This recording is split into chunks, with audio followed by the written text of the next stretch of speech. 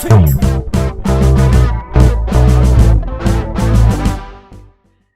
長くんガチョン、今日はなんと世界を代表する建築家の隈研吾さんにお越しをいただきました。どうもありがとうございます。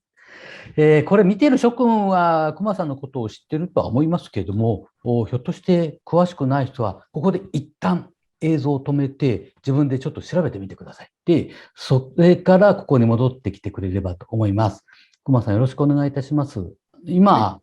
隈さん自身が力を入れておられることって何ですか？はい、僕が今一番力を入れてるのは、今までの働き方と違う働き方を事務所で試そうというのを考えてですね。で、今までは僕自身は東京以外にもパリと北京と上海にも事務所があるんですけど、やっぱり東京中心は大都市の中の大きな箱の中に人間を詰め込んで仕事をするってやり方をしてて、でやっぱそれを抜け出さないと、今例えば地方を元気にするとかいろいろ言ってるんですけども、自分自身がやっぱそのやり方を抜け出したいと思っていて、それで地方に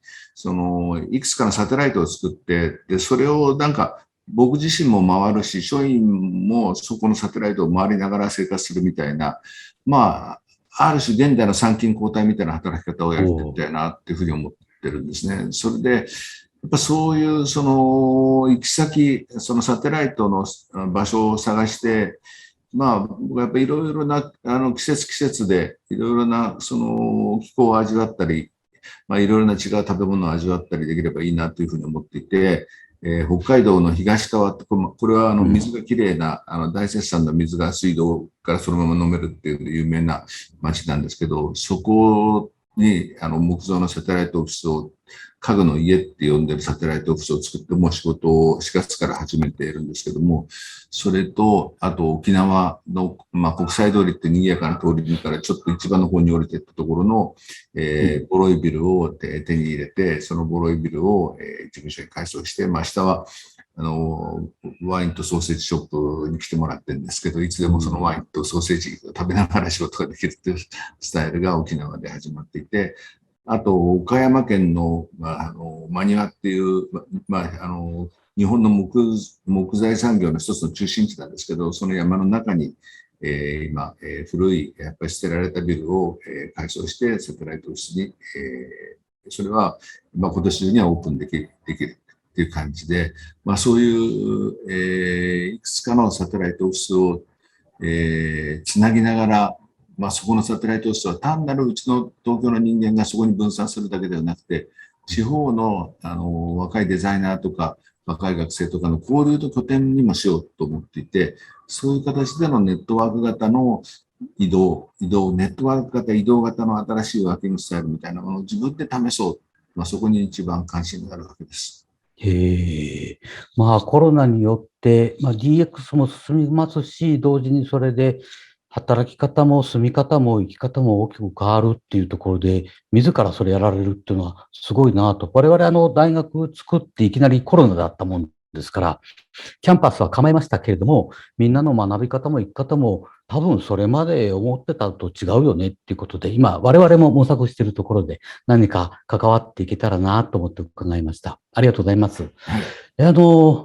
隈さんにとって、その隈さんにとって学校っていうのはどういう存在だったんですかね。そうですね、学校っていうのは、僕自身、建築っていうのを学んだときに学校観が大きく変わったんですね。で、それまでは、やっぱ世の中には正解があるっていうふうに、で、その正解を教えてくれるのが学校だというふうに思ってたんですけども、建築学科っていうところはちょっと異質なところで、他の人と同じ答えを出してたら馬鹿にされる。要するに正解っていうのがないっていうか、他と違う答えを出さないと馬鹿にされるっていう世界で、そうか、正解ってのはないんだなってことに気づいたんですね。それで、実際にその建築学科の一個の作品をこう提出するとですね、その作品に対していろんな先生が全く別のコメントをして、で、場合によっては先生同士が喧嘩する。あ、先生っていうのも一つの生態を代表しているわけじゃなくて、それぞれが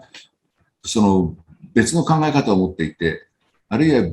なんか別の哲学を代表していて、やっぱそういうなんか違う哲学を持った違う考え方を持って違う利害関係を持った人間の闘争の場所が世の中なんだなってことをですね、やっぱりその建築学科で僕は学んで、正解を追求するっていう、それまでの僕のその学校の中でやってきた行為を全部こう否定してみようと思ったんですね。で、それはアメリカに留学して、さらにそのアメリカの教師は日本の教師以上にもっと多様性があって、もっと激しく教師同士が言い争いをするのを見て、これはもうまだまだ日本の建築学科も甘かったなっていうのに気づいて、やっぱそこである意味人生観の転換をして、やっぱそういう正解っていうものを逆に自分がどこまでこう否定できるかっていうところ、でもそういうことを教えてくれたのもある意味では学校でそういういろんな多様な人間を学校の中で見ることができたから、やっぱり自分はその違う道に踏み出せたっていうことがあるので、若い皆さん、そういう形で学校っていうのをうまく使ってほしいなっていうふうに思うんですね。そうですね。学校もそういう多様性を自分で持ってなきゃいけないってことでもあるんでしょうね。ありがとうございます。では、これ見ている若い世代にメッセージをお願いします。そうですね。若い世代の連中に一番進めたいのは旅ですね。自分自身が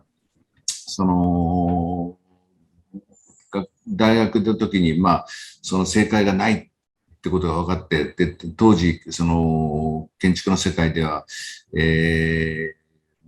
ある種主流と思われてたようなデザインのデザイン、磯崎さんなんかが当時は主流だったんだけど、そういうものに見切りをつけて、アフリカのサハラ砂漠の集落の調査に行ったんですね。で、その集落の調査をして、その旅の中で、現地の人間といろいろコミュニケーションして、全く今までの価値観と違うところで生きてる人間に出会うことができて、その旅の体験で、その旅から自分が帰ってこれた。それが体力的にも自信になったし、やっぱ旅っていうものが自分を鍛える一番のチャンスだ。で、それもやっぱり人がしない旅をしてみろっていうのを若い人に言いたいですね。旅に出よう。そろそろね、コロナで引っこもってた時期も終わりで、みんな外に出ていきましょう。どうもありがとうございました。はい、どうもありがとうございました。